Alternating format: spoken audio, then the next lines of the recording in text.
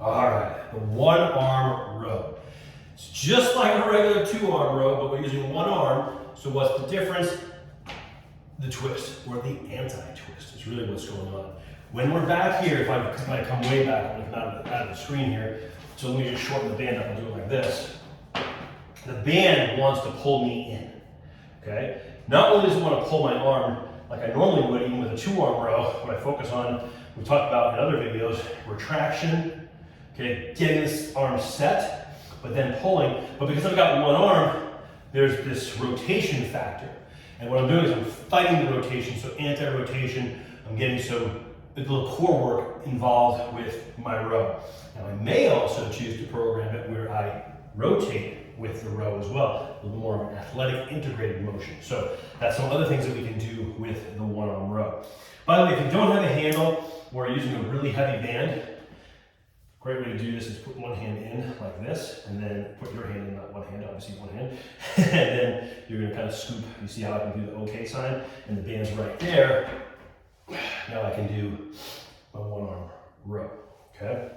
Now, I want to point a few things out, a few different variations we might use with the band one arm row. First of all, this is the height that I chose, but I can go all the way down to all the way up and everything in between. So I might do a high attachment, I might attach high up here, I might attach high up here. If you're at home, over the door with the utility strap, you might go to the low section, the low bar here or way down low. If you're at home, you put the utility strap underneath the bottom hinge.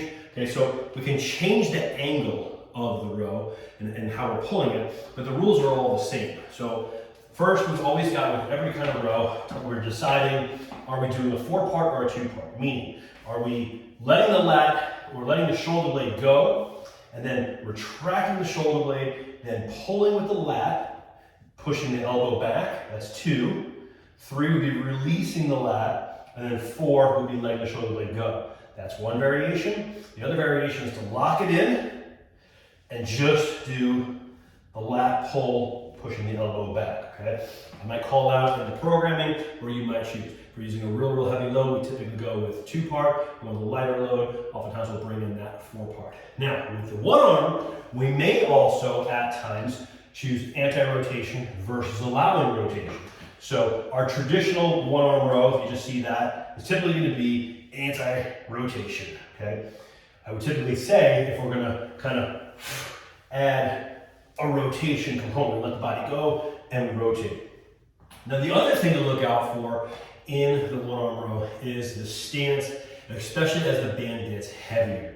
When you start to get to a really heavy band, you may find that the feet parallel stance is a challenge, right? But you want more for the lat, right? So you may go with a little bit of a staggered stance. We're not getting back here into like a big split stance. We're stretching out the hip flush in the ab. We're just getting enough to settle in, load that front leg, and pull, and pull. Okay, but work with your coaches, find the best version for you, but making sure that you are hitting the muscles in the tempos and the loads in the way that I'm programming into the workout so that you get what we want out of that particular session. All right, so there it is, the one arm row with a whole bunch of different variations. And again, don't forget, we can do all that at different heights as well.